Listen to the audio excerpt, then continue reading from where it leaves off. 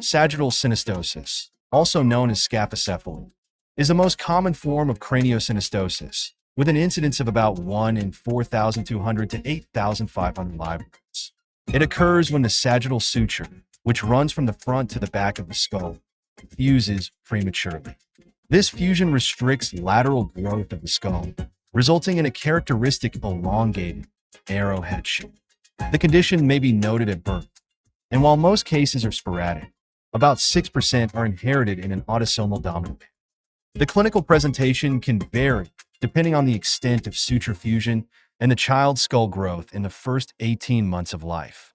Typical signs include frontal bossing, bitemporal pinching, an elevated hairline, and sometimes a midline ridge along fused suture.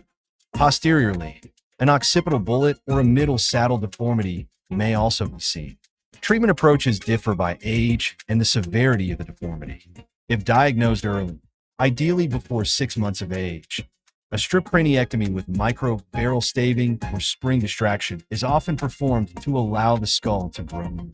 This passive procedure is less invasive, encouraging natural skull expansion.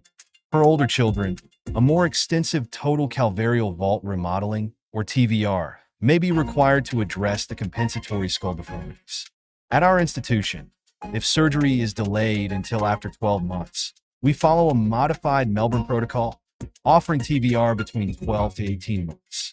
Long-term outcomes are generally favorable with early diagnosis and appropriate intervention, but continuous monitoring is essential to manage any developmental or aesthetic concerns.